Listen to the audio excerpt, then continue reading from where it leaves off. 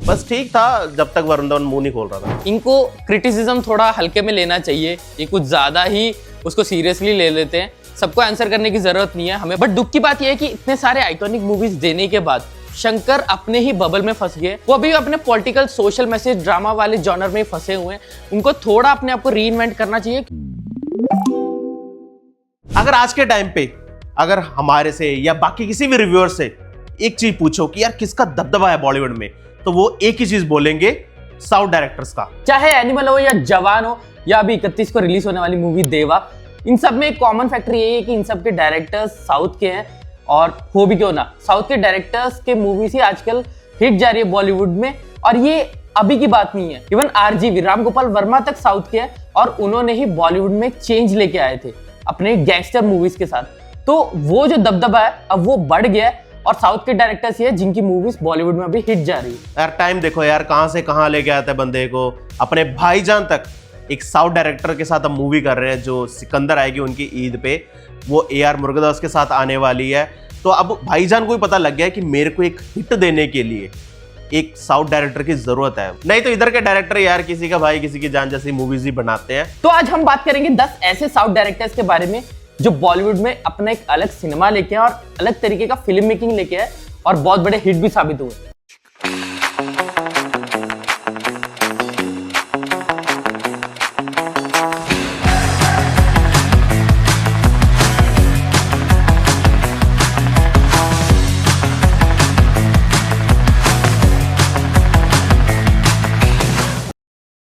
Tenth पे आते हैं डायरेक्टर विष्णुवर्धन।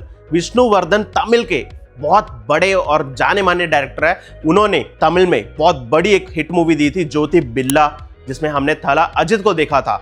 जी हाँ, ये वो डॉन मूवी का ही रीमेक था तमिल में, बट जिस हिसाब से इस मूवी को प्रेजेंट किया था बहुत सही से किया था और थला अजित ने तो बहुत अच्छी एक्टिंग भी की थी। और 2021 में इन्होंने बॉलीवुड में भी डेब्यू किया शेरशाह मूवी से। जी हाँ, शेरशाह मूवी के ये डायरेक्टर थे और शेरशाह मूवी थी one of the most loved patriotic movies में से एक है और इस मूवी ने सिद्धार्थ मल्होत्रा का कमबैक भी कराया था। 9th पे आते हैं डायरेक्टर शंकर। अगर शंकर की बात करूं तो हमें सिर्फ उनकी आइकॉनिक मूवीज ही याद आती है, जैसे कि रोबोट, शिवाजी द बॉस और ऐसी बड़ी सारी आइकॉनिक मूवीज उन्होंने बनाई है। हाँ, रिसेंटली इंडियन 2 और गेम चेंजर जैसी घटिया मूवीज भी बनाई है, लेकिन जब वो अपने प्राइम पे थे उन्होंने इतनी खतरनाक मूवीज बनाई है। और उन्होंने बॉलीवुड में भी सिर्फ एक मूवी बनाई है, वो है नायक। नायक मूवी थिएटर में फ्लॉप थी, लेकिन वो सैटेलाइट पे बहुत बड़ी हिट है और लोग आज भी वो मूवी देखते हैं और उस मूवी के स्क्रीन प्ले की इतनी तारीफ करते हैं, क्योंकि वो मूवी अगर आप देखने बैठ जाओगे तो उठोगे नहीं, क्योंकि इतना ज्यादा इंटरेस्टिंग और एंगेजिंग मूवी है कि मजा आ जाता है। बहुत ही इंटरेस्टिंग कॉन्सेप्ट और उसको बहुत ही अच्छे तरीके से एग्जीक्यूट किया है। उसी तरह अपरिचित मूवी भी एक बहुत ही ज्यादा इंटरेस्टिंग मूवी है। उसका स्टोरी आई डोंट नो कि इस तरह की स्टोरी किस मूवी में आपको देखने को मिली होगी, और उसको जिस तरह से एग्जीक्यूट किया है काबिले तारीफ है। और अपरिचित मूवी एक पैन इंडिया मूवी नहीं थी, बट ओवर द टाइम जब लोगों ने उसका हिंदी डब देखा और लोगों से जब वर्ड ऑफ माउथ से वो मूवी चढ़ी, तब वो बहुत बड़ी हिट हुई सैटेलाइट पे और लोगों ने काफी बार ये मूवी देखी है। बट दुख की बात यह है कि इतने सारे आइकॉनिक मूवीज देने के बाद शंकर अपने ही बबल में फंस गए। वो अभी अपने पॉलिटिकल सोशल मैसेज ड्रामा वाले जॉनर में फंसे हुए हैं। उनको थोड़ा अपने आप को रीइन्वेंट करना चाहिए, क्योंकि हमें पता है कि उनका विजन बहुत तगड़ा है और वो डायरेक्टर भी बहुत अच्छे हैं। तो अगर वो अपने आप को रीइन्वेंट करेंगे तो सच में गेम चेंज कर सकते हैं। 8 पे आते हैं Gautam Vasudev Menon, famously known as GVM। अगर आप इनकी शक्ल देख के आप इनको नहीं पहचान रहे तो एक मूवी का नाम लूंगा, आप जरूर आप पहचान लोगे इनको, वो है रहना है तेरे दिल में। जब वो रिलीज हुई थी इतनी बड़ी हिट नहीं थी, बट ओवर द टाइम वो मूवी चली, लोगों ने उसको एक कल्ट स्टेटस दिया और जब वो मूवी री रिलीज हुई तो लोगों ने अपना प्यार दिखाया और वो मूवी ने अच्छी खासी कलेक्शन भी की। और रहना है तेरे दिल में ही नहीं, एक और मूवी बनाई थी बॉलीवुड में जो थी एक दीवाना था। अगर आपको ये मूवी नहीं याद, इसका मूवी का गाना जरूर याद होगा, होसाना वाला।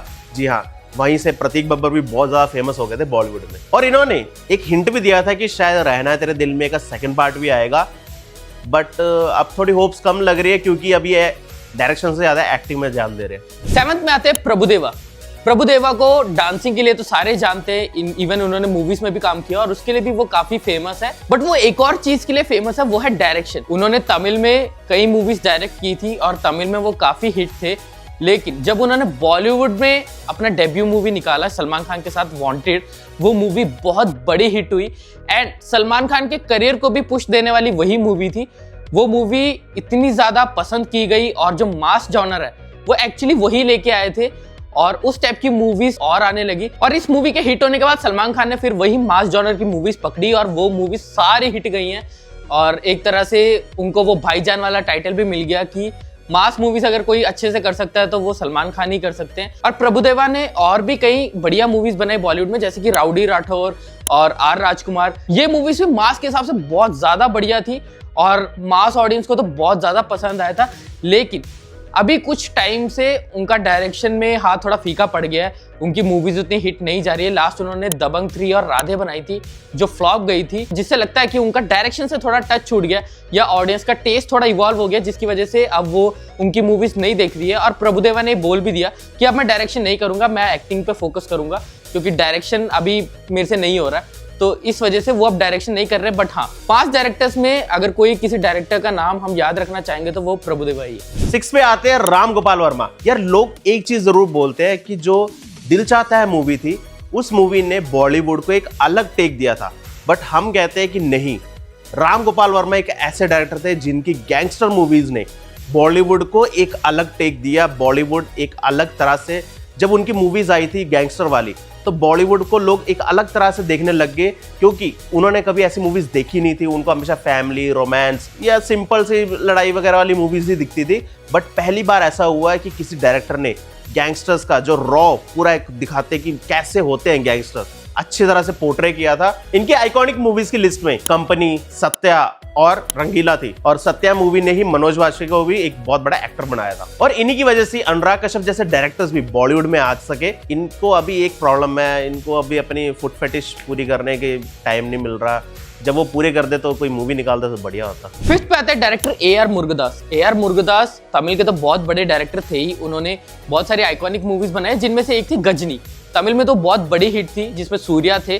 तो उन्होंने सोचा कि ये मूवी मैं बॉलीवुड में रीमेक करता हूँ, और वो रीमेक करते हैं हमारे परफेक्शनिस्ट आमिर खान के साथ। और ये मूवी बॉक्स ऑफिस पे इतना बड़ा तहलका मचाती है कि वो बॉलीवुड की पहली 100 करोड़ मूवी बनती है और बहुत बड़ी हिट होती है, और आमिर खान के करियर को भी एक अलग लेवल पे ले जाती है, क्योंकि इस मूवी के साथ वो पहले सुपरस्टार बने थे जिन्होंने 100 करोड़ टच किया था।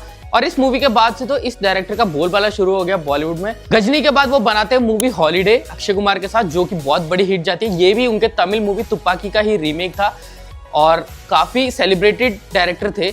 बट पिछले कुछ टाइम से उनकी मूवीज उतनी चली नहीं और उन्होंने थोड़ा ब्रेक लिया और अपने आप पे वर्क किया, रीइन्वेंट किया, और अब वो वापस आने वाले सलमान खान के साथ मूवी सिकंदर के साथ। और हम सच में एक्सपेक्ट कर रहे हैं कि हमें सलमान खान वही मासी अवतार में देखने को मिले, क्योंकि डायरेक्टर तो अपने मासी है ही, तो खतरनाक मूवी होने वाली है, ऐसा हम सच में एक्सपेक्ट कर रहे हैं। और कहा यह भी जा रहा है कि ये बिल्कुल फ्रेश कॉन्सेप्ट है, कोई रीमेक नहीं है, तो वी रियली होप कि हमें कुछ बढ़िया देखने को मिले स्क्रीन पे। 4th पे आते हैं एटली। अगर अभी के टाइम पे सबसे ज्यादा हाइप्ड कोई साउथ डायरेक्टर है तो वो एटली है। क्यों? क्योंकि इन्होंने SRK के लिए उनकी जिंदगी की सबसे बड़ी हिट मूवी दी है, जो थी जवान।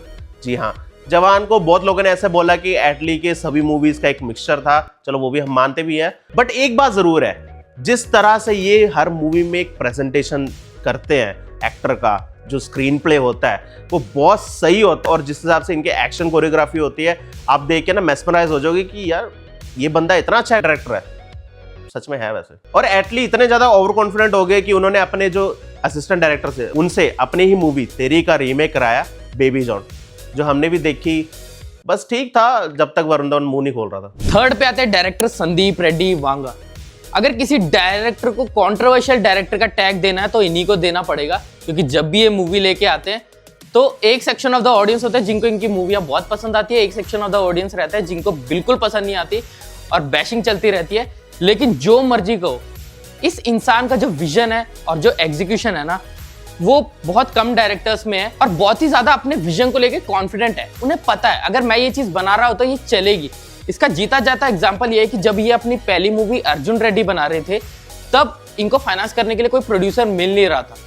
तो इन्होंने क्या किया कि इन्होंने अपनी जमीन बेच के जो पैसे आए थे 2-3 करोड़, उससे वो मूवी बनाई। अगर वो मूवी फ्लॉप हुई होती तो ये एकदम खत्म हो जाते, लेकिन इन्होंने वो रिस्क लिया और वो रिस्क पे ऑफ किया, और तेलुगु में तो वो मूवी बड़ी हिट रही। जब इन्होंने हिंदी में उसे रीमेक किया है कबीर सिंह, तो वो मूवी 300 करोड़ कमाती है। फर्स्ट टाइम डायरेक्टर 300 करोड़ कमाना बहुत बड़ी बात है, और उस मूवी से शाहिद कपूर का करियर भी फिर से रिवाइव हो गया। और उसके बाद वो लेके आते हैं मूवी एनिमल।